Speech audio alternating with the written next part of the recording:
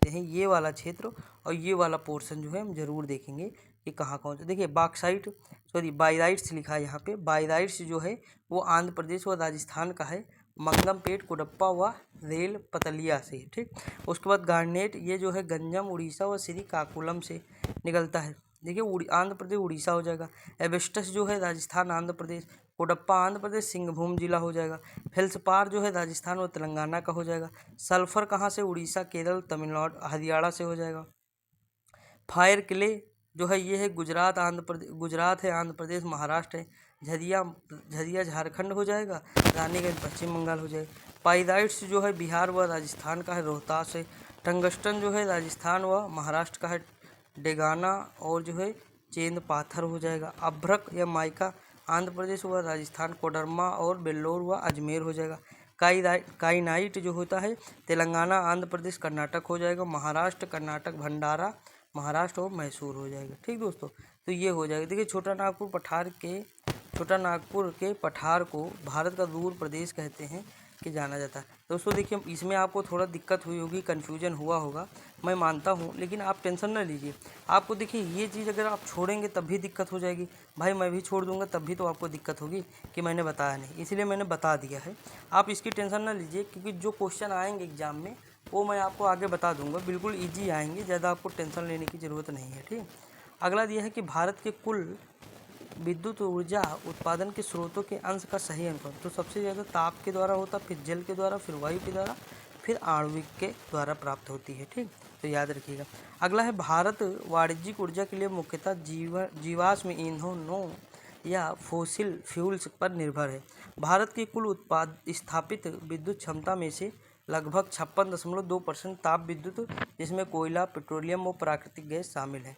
31% अक्षय ऊर्जा स्रोतों से, 11% पनबिजली से एवं 1.8% ऊर्जा जो है परमाणु ऊर्जा से प्राप्त होती है। इसी प्रकार गैर वाणिज्यिक ऊर्जा का लगभग 60% जलाऊ लकड़ी से प्राप्त होता है। इसके साथ गोबर से 30%, अवशिष्ट पदार्थों से 10% प्राप्त होता है। तो आपको याद रखना है, जैसे ताप से याद रखिएगा सबसे ज़्यादा ऊर्जा कहाँ से मिलती है, तो विद्युत से मिलती है। जैसे कोयला, पेट्रोलियम, प्राकृतिक गैस इसमें शामिल है।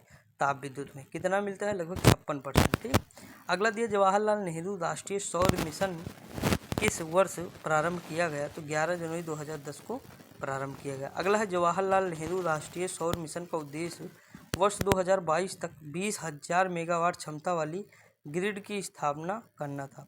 अगला है काकरा पार परमाणु विद्युत संयंत्र किस राज्य में है, तो गुजरात में है। नरौरा कहाँ है, नरौरा यूपी के बुलंदशहर में है। ठीक दोस्तों, अगला भारत का पेट्रोलियम का अग्रणी कौन सा है, तो राजस्थान है। अगला उत्पादन में कौन है इस समय, राजस्थान है। अगला है पेट्रोल उत्पादक क्षेत्र लोनेज किस राज्य में है, तो गुजरात में पड़ता है दोस्तों लोनेज। अगला दिया है कि राणा प्रताप सागर बांध ये कहाँ है, कोटा राजस्थान में, हम लोग देखे भी थे। विद्युत गृह कहाँ है, तो ये राजस्थान। देखिए अगर बांध आपको याद है तो आपको सारी चीज़ें डिलीट हो जाएंगी आराम से। अगला है पवन ऊर्जा के उत्पादन में किस राज्य का प्रथम स्थान है, तो तमिलनाडु का है दोस्तों, क्योंकि वहाँ पे हवाएं चलेंगी, समुद्र का किनारा है।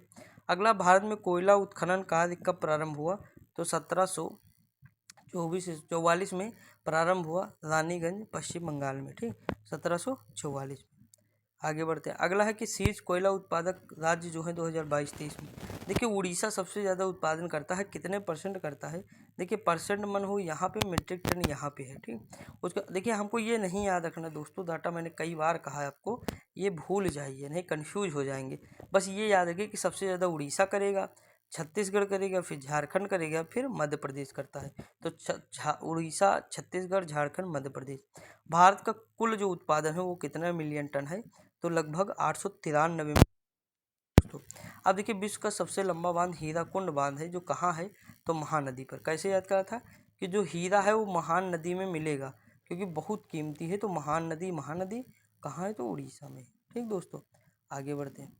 देखिए ये यहाँ पे लिखा हुआ है, भारत में प्रचुर मात्रा में उपलब्ध नाभिकीय ईंधन जो है वो किसमें है, तो थोरियम में है। नाभिकीय ईंधन जो क्या है वो थोरियम है। अगला भारत का कौन सा शैल तंत्र कोयला भंडारों, देखिए कोयला भंडार, तो कोयला कैसा होता है, काला होता है। ठीक, तो कोयला काला होता है, और साउथ के गुंडे भी तो काले होते हैं, तो गुंडे से गोंडवाना, तो शैल तंत्र में कोयला भंडार सबसे ज़्यादा कहाँ होते हैं? तो गोंडवाना क्षेत्र। अगला, भारत के कोयला उत्पादक अग्रणी 3 राज्य क्रमशः कौन से हैं? तो देखिए छत्तीसगढ़ है, उड़ीसा है और झारखंड है। अगला, भारत के सर्वाधिक कोयला भंडार किस राज्य में पाए जाते हैं? तो झारखंड में दोस्तों। अब देखिए भारत में स्थित ताप विद्युत केंद्र स्टेशन कहाँ कहाँ है? आंध्र प्रदेश में है नेल्लौर, विजयवाड़ा है। तमिलनाडु में है रामागुंडम, भद्राचलम, कोट्टागुद्देन और मानुगुरी। असम में है बोंगाई गांव और चंद्रपुर व कामरूप हो जाएगा। असम का पुराना नाम क्या था? कामरूप था। अगला, बिहार में बरौनी है और कहलगांव है। फिर छत्तीसगढ़ में कोरबा हो जाएगा। दिल्ली में बदरपुर, इंद्रप्रस्थ और राजघाट हो जाएगा। उसके बाद जो गुजरात में क्या है? तो अहमदाबाद, बनास व धुआरम, गांधी नगर, कच्छ, कांडला, महुआ, पोरबंदर,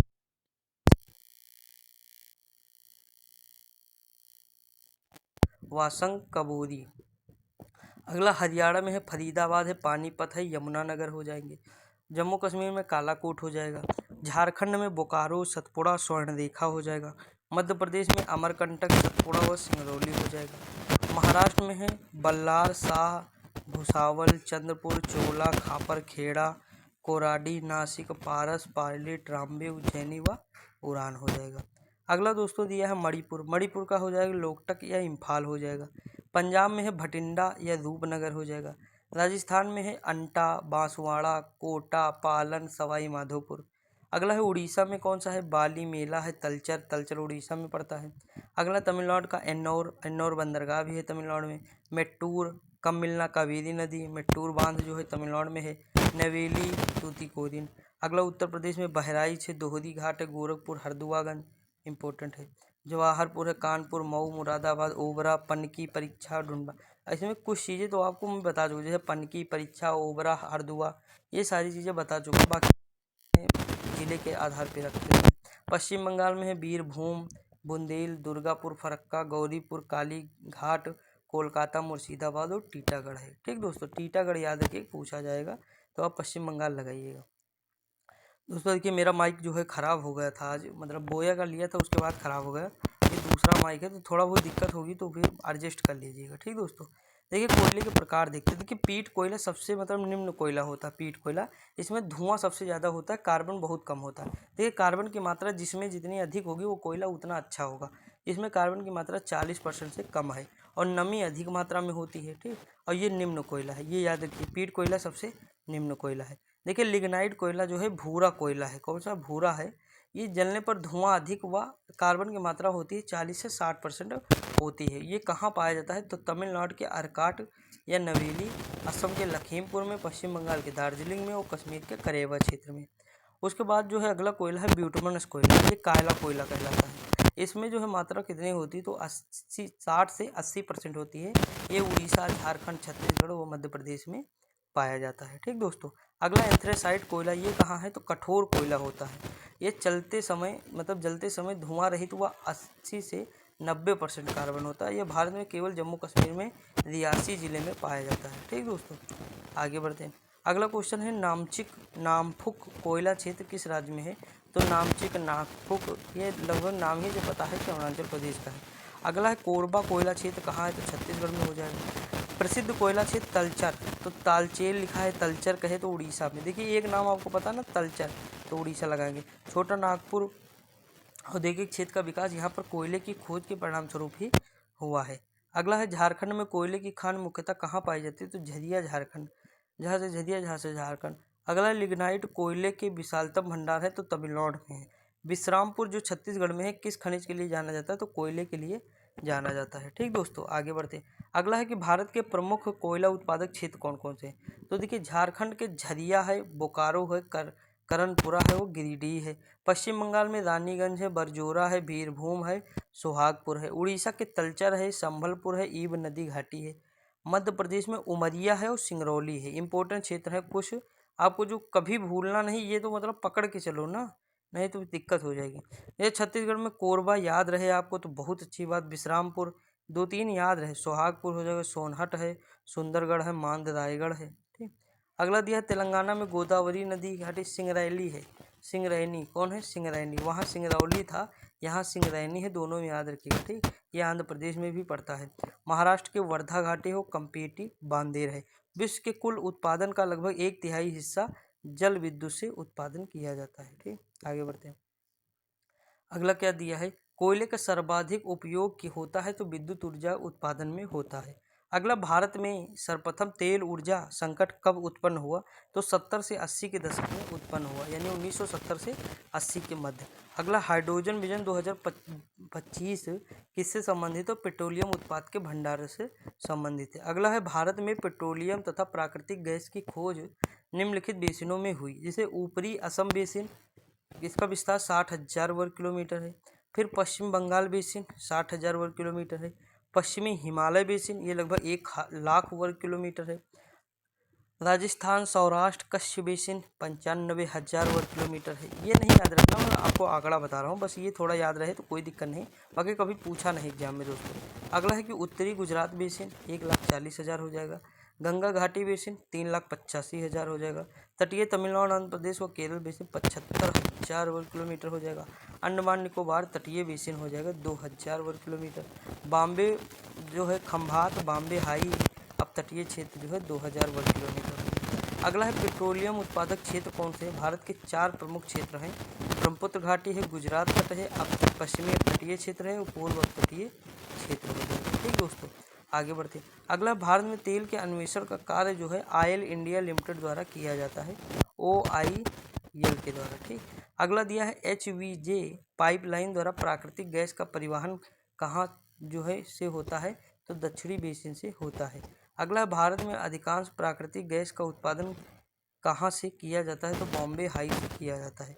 अगला है, KG मतलब जो है ये कहते हैं कावेरी गोदावरी डेल्टा बेसिन जो 6 में किस खनिज होते हैं, तो प्राकृतिक गैस के खनिज जो है सबसे ज़्यादा होते हैं। अगला है, कुडनकुलम नाभिकीय ऊर्जा संयंत्र न्यूक्लियर पावर प्लांट किस राज्य में स्थापित है, तमिलनाडु में है। अगला, भारत का सर्वप्रथम खनिज तेल का कुआं निर्मित है किया गया, तो माकूम असम में किया गया। अगला, भारत की सबसे पुरानी तेल शोधन इकाई कौन है, डिगबोई असम है दोस्तों। अगला दिया हुआ है कि उत्तर भारत का प्रथम परमाणु विद्युत संयंत्र कहाँ स्थापित किया जा रहा है, तो गोरखपुर के हड़ियारा में। ये अभी करंट का क्वेश्चन था, इम्पोर्टेंट था, देखिए अपडेट भी है बुक ना, इसीलिए कह रहा हूँ कि इम्पोर्टेंट है। अगला है, ज्वारीय ऊर्जा के उत्पादन के लिए भारत का कौन सा क्षेत्र महत्वपूर्ण है, तो खंभात की खाड़ी है। कौन सा, खंभात की खाड़ी है, क्योंकि वहाँ पे ज्वार आते रहते हैं। ठीक, आगे बढ़ते हैं। अगला दिया है कि भारत में परमाणु ऊर्जा के कार्यशील केंद्र कौन से हैं, तो देखिए कैगा कर्नाटक में है, काकरापार गुजरात में है, कलपक्कम तमिलनाडु में है, नरोरा यूपी में है, रावत भाटा राजस्थान में है, तारापुर महाराष्ट्र में, कुडनकुलम तमिलनाडु में है। भारत में कुल उत्पादित विद्युत ऊर्जा में परमाणु ऊर्जा का अंश कितना है, तो लगभग 3.15% है। भारत में 8 दाबित भरी जल रिएक्टर संयंत्र कौन सा है, देखिए नांगल जो है, नांगल कहाँ है, भारी संयंत्र जो है ये पंजाब में है। कहाँ, भारी जल संयंत्र है पंजाब में, इसकी स्थापना 1962 में हुई थी। बड़ोदरा गुजरात में है, 1977 में स्थापना हुई थी। तुतीकोरिन तमिलनाडु में है, 1978 में स्थापना हुई थी। कोटा राजस्थान में है, 1985 में हुई थी। तलचर उड़ीसा में है, 1978 में हुई थी। थाल महाराष्ट्र में है, 1987 में हुई थी। हजीरा गुजरात में है, 1981 में हुई थी, 91 में हुई थी। मानूगुरु ये तो तेलंगाना में है, 1991 में ये भी स्थापना हुई थी। इंडियन ब्यूरो ऑफ माइंस के अनुसार भारत में कुल 23 जो है मतलब तेल शोधक जो संयंत्र हैं वो स्थापित हैं। रिफाइनरी कौन से हैं, देखते हैं दोस्तों। देखिए डिगबोई असम में है, ठीक, ये 1901 का है। उसके बाद ट्राम्बे महाराष्ट्र का है, 1954 का है ट्राम्बे। फिर BPCL, ये देखिए HPCL है, ये BPCL है, महाराष्ट्र का 1955 में। विशाखापत्तनम HPCL आंध्र प्रदेश 1957 का है, 1957। नूना माटी यह गुवाहाटी में है, इंडियन ऑयल कॉरपोरेशन के द्वारा असम 1962 में। बरौनी कहाँ है, तो ये बिहार में है, 1964।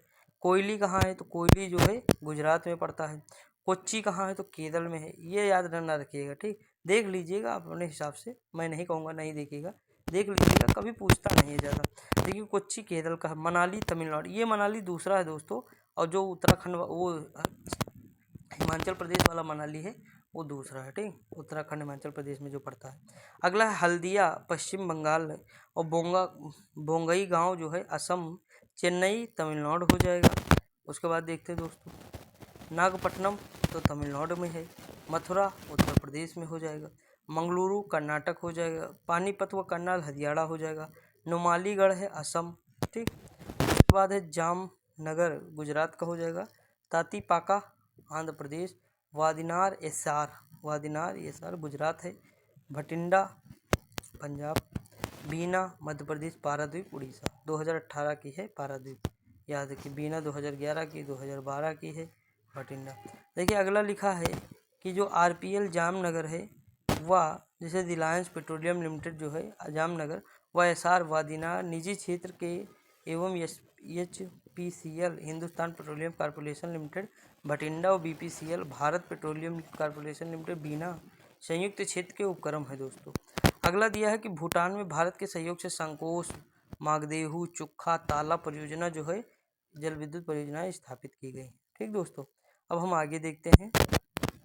विद्युतीकरण से संबद्ध संस्थान, राष्ट्रीय ताप विद्युत निगम की स्थापना जो है महारत्न कंपनी है, नई दिल्ली की है, 1975 में स्थापना होती, जिसे एनटीपीसी कहते हैं। राष्ट्रीय पन बिजली निगम एनएचपीसी फरीदाबाद 1975 हो जाएगा। अगला है कि ग्रामीण विद्युतीकरण निगम लिमिटेड नई दिल्ली 1979 हो जाएगा, 1969 हो जाएगा। भारतीय विद्युत व्यापार निगम लिमिटेड नई दिल्ली 1999। राष्ट्रीय विद्युत प्रशिक्षण संस्थान फरीदाबाद 1965 हो जाएगा। ऊर्जा दक्षता ब्यूरो नई दिल्ली 2002 में हो जाएगा। अगला है कि भारतीय गैस प्राधिकरण लिमिटेड दिल्ली 1984। तेल एवं प्राकृतिक गैस है नई दिल्ली 1956। भारतीय विद्युत grid limited Gurugram 1989। Indian oil corporation नई दिल्ली 1964। अगला है कि इंडियन ऑयल लिमिटेड नोएडा 1959। अगला, भारत के किस राज्य में बिजली की प्रति व्यक्ति क्षमता और उत्पादकता सर्वाधिक है? तो ये महाराष्ट्र में है। कहाँ है? महाराष्ट्र में। अगला है रामपुर भारत में सौर ऊर्जा प्लांट लगाने वाला प्रथम गांव है। कहाँ है? उत्तर प्रदेश में है। अगला, भारत में स्थापित विद्युत ऊर्जा स्रोतों में सर्वाधिक ऊर्जा कोयले से प्राप्त होती है। तत्पश्चात नवीकरणीय ऊर्जा, जल विद्युत, प्राकृतिक गैस व परमाणु ऊर्जा का स्थान है दोस्तों। अगला, भारत में विद्युत ऊर्जा का सर्वाधिक मुख्य स्रोत क्या है? तो कोयला है दोस्तों। अगला क्वेश्चन दिया है, भारत में ऊर्जा उत्पादन में सर्वाधिक अंश किस प्रकार की ऊर्जा का है? तो ऊष्मीय ऊर्जा का है, थर्मल एनर्जी दोस्तों। अगला दिया, एंथ्रासाइट कोयले का सर्वोत्तम किस्म है जिसमें कार्बन की मात्रा लगभग 80 से 95 तक होती है, जो केवल जो है जम्मू कश्मीर के रियासी जिले में पाया जाता है। ये चीज़ हम लोग देखें। देखिए, शीर्ष 5 पवन ऊर्जा उत्पादन वाले राज्य कौन है जून 2022 तक? देखिए, पहले में तमिलनाडु हो जाएगा। डेटा नहीं यह इंपॉर्टेंट है, हम कुल देख लेंगे। ठीक दोस्तों, देखिए मैं आपको थोड़ा ये बताता चल रहा हूँ कि आपके लिए इम्पोर्टेंट है क्या नहीं। नहीं लग गए रटने कि 9867, ठीक। उसके बाद फिर रटना शुरू कर दिए कि 9419। तो इस तरह नहीं, बस आप ये याद रखिए कि सबसे ज़्यादा तमिलनाडु हो जाएगा, फिर गुजरात हो जाएगा, फिर महाराष्ट्र, फिर कर्नाटक और फिर राजस्थान हो जाएगा। और कुल कितना होगा? तो 40,788 हो जाएगा। अगला है, भारत में मैग्नीज के सर्वाधिक किस राज्य में है? तो निक्षेप जो सर्वाधिक है मैग्नीज के, वो उड़ीसा में है। अगला, अभ्रक 3 प्रकार के किस्में कौन? श्वेत है, पीत है और श्याम अभ्रक है, यानी तीनों है। अगला है, राष्ट्रीय ताप विद्युत निगम स्थापित किया गया क्षमता कब?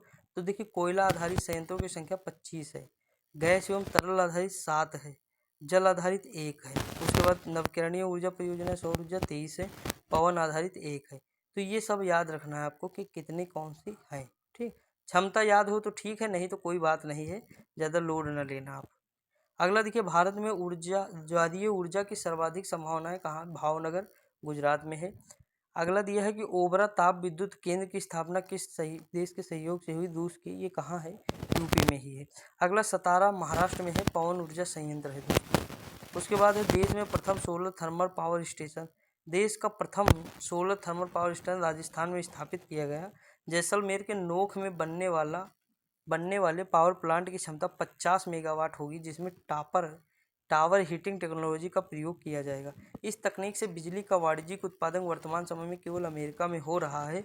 भारत विश्व का दूसरा ऐसा देश होगा जो इस टेक्नोलॉजी से विद्युत का वाणिज्य उत्पादन करेगा। अगला दिया, भारत एवं फ्रांस के सहयोग से सौर ऊर्जा अनुसंधान केंद्र की स्थापना कहाँ की गई? तो ग्वाल पहाड़ी हरियाणा में की गई।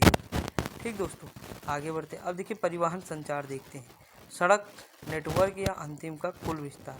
देखिए राष्ट्रीय राजमार्ग या एक्सप्रेसवे की लंबाई कितनी है भारत में, तो 1,44,955 किलोमीटर है। राजमार्ग की अगर हम बात करें तो 1,67,039 किलोमीटर है। अन्य सड़क कौन से हैं, तो 60 जो है अन्य सड़क ज़्यादा है दोस्तों, 60,19,757 है। कुल कितना है, तो 63,31,791 कुल हो जाएगा। ठीक दोस्तों, तो याद रखिएगा। अब हम देखते हैं आगे कि राष्ट्रीय राजमार्गों की सर्वाधिक जो लंबाई है ये महाराष्ट्र में है। भारत के किस राज्य में प्रांतीय राजमार्गों की सकल लंबाई सबसे अधिक है, तो महाराष्ट्र में हो जाएगा। स्वर्णिम चतुर्भुज परियोजना गोल्डन क्वाड्रिलेटरल प्रोजेक्ट का संबंध किससे है, तो राजमार्ग से है। अगला है पूर्व पश्चिम एवं उत्तर दक्षिण एक्सप्रेसवे मार्ग एक दूसरे को कहाँ काटते, झांसी में। भारत का 40% सड़क परिवहन किस प्रकार की सड़कों से होता है, तो राष्ट्रीय राजमार्ग सड़कों से होता है। भारत का सबसे लंबा राष्ट्रीय राजमार्ग कौन सा है, तो राष्ट्रीय राजमार्ग 44 है, श्रीनगर से कन्याकुमारी जाता है। अगला भारत का सबसे छोटा राष्ट्रीय राजमार्ग कौन सा है, तो NH 548 से NH 118 है। आगे हम देखेंगे क्या है। भारत का सबसे लंबा एक्सप्रेसवे कौन सा है, पूर्वांचल एक्सप्रेस है जो 340.8 किलोमीटर सही है। रेलवे स्टॉप कॉलेज कहाँ है, तो बड़ौदा गुजरात में स्थापित है। अगला है चेन्नई बंदरगाह किस प्रकार का बंदरगाह है दोस्तों, तो कृत्रिम बंदरगाह है। ठीक, आगे बढ़ते हैं। अगला भारत में रेलवे की उत्पादन इकाइयाँ कौन सी हैं। देखिए चितरंजन लोकोमोटिव जो पश्चिम बंगाल है 1950 में स्थापना होती है, ये विद्युत इंजन का निर्माण करता है। रेल कोच फैक्ट्री पेराम्बूर जो है ये कहाँ है, तमिलनाडु में 1952 में स्थापना होती है, ये सवारी डिब्बों का निर्माण करता है। Rail coach factory Kapurthala Punjab में है, 1986 में स्थापना होती, ये रेल डिब्बों का निर्माण करता है। डीजल इंजन आधुनिकीकरण कारखाना पटियाला पंजाब में है, 1981 में बना था, डीजल इंजन का निर्माण करता है। डीजल लोको वर्क्स वाराणसी में है, ये भी डीजल इंजन का निर्माण करता है। ठीक दोस्तों, अब देखते हैं आगे।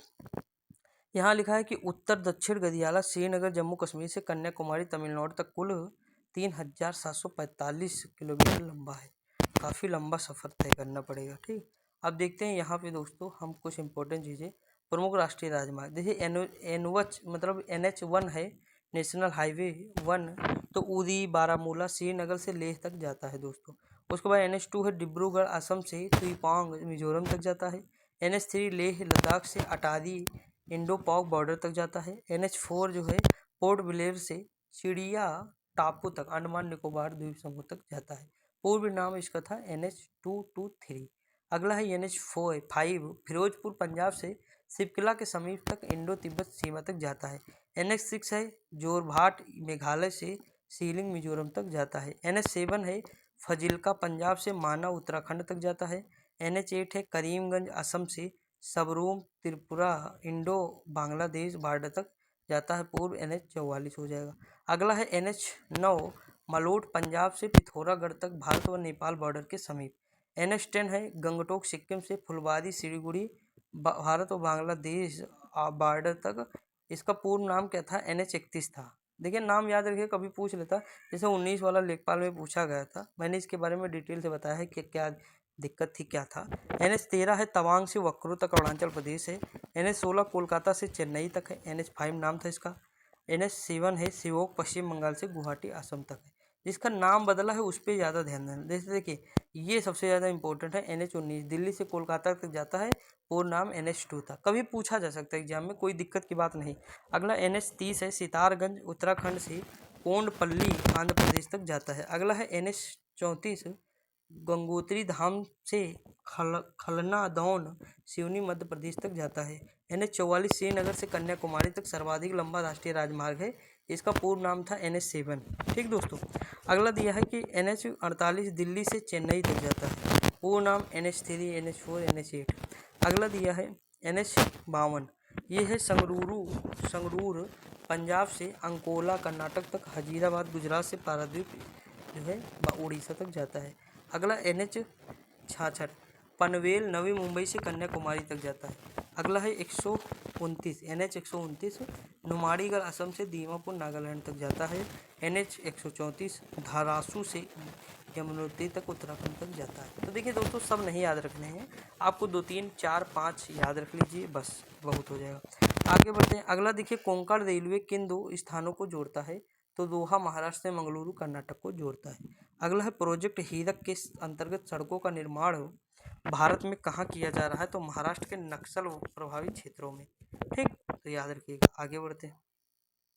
अगला दोस्तों क्या दिया है, यूनेस्को द्वारा सिलीगुड़ी व दार्जिलिंग रेलवे स्टेशन को जोड़ने वाली लाइन वर्ष 1999 विश्व धरोहर स्थल के रूप में मान्यता दी गई है। अगला सबसे अधिक दूरी तय करने वाली एक्सप्रेसवे ट्रेन कौन है, विवेक एक्सप्रेसवे लगभग 4273 किलोमीटर की दूरी तय करती है।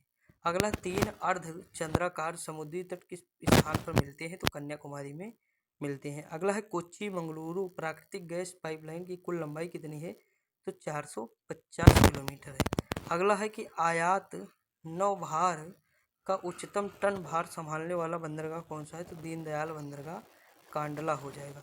अगला है कृष्णापट्टनम बंदरगाह के संवर्धन से सर्वाधिक लाभान्वित होने वाला राज्य कौन सा है, तो आंध्र प्रदेश हो जाएगा।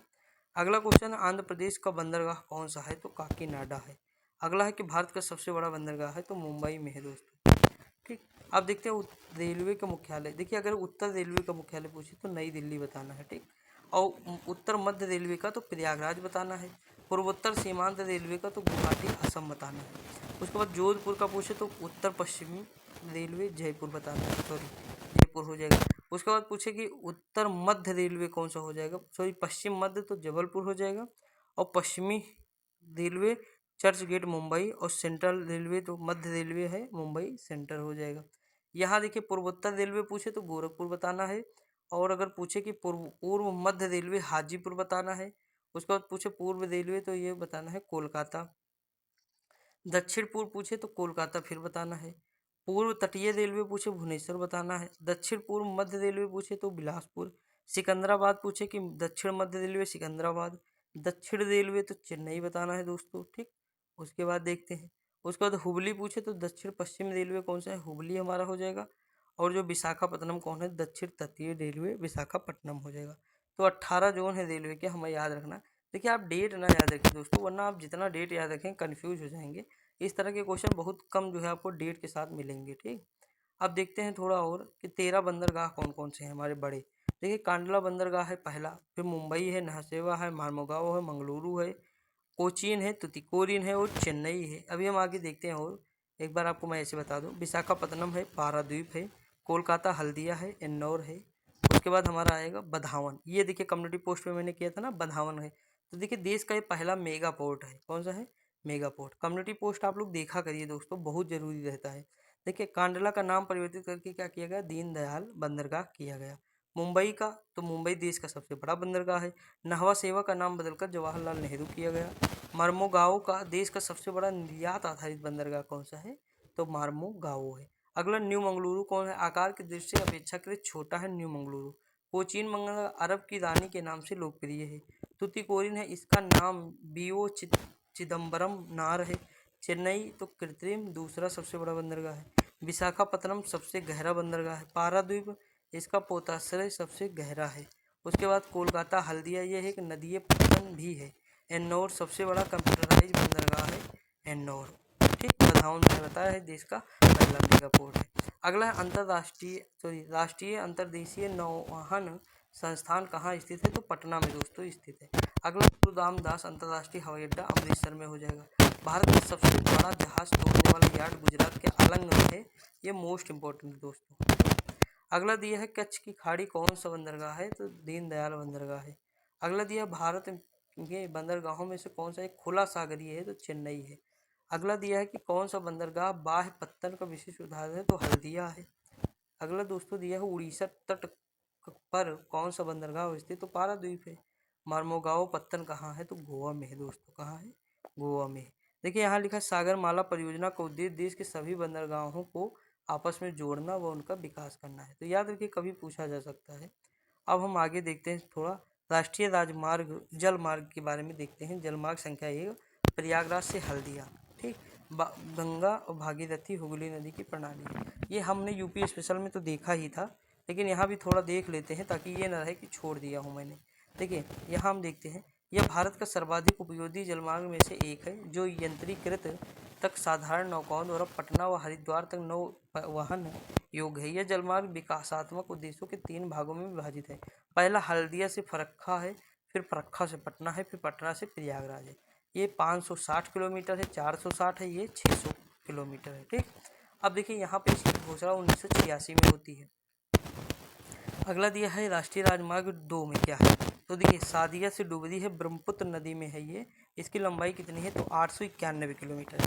ये ब्रह्मपुत्र नदी स्टीमर द्वारा डिब्रूगढ़ तक, ठीक, उसके बाद नौवहन योग्य है, जिसका भारत व बांग्लादेश के सामूहिक रूप से प्रयोग किया जाता है। ये कब मतलब जो है घोषणा हुई थी इसकी, तो 1988 में हुई थी। अगला दिया है कि राजमार्ग 3 कौन सा है, जलमार्ग सॉरी, तो ये हो जाएगा कोट्टापुरम कोल्लम, मतलब केरल का है। इसके अंदर पश्चिमी तट नहर जो है 168 किलोमीटर लंबी, उद्योग मंडलम नहर 23 किलोमीटर लंबी तक, चंपाकारा नहर 14 किलोमीटर लंबी शामिल है दोस्तों। ये है 1991।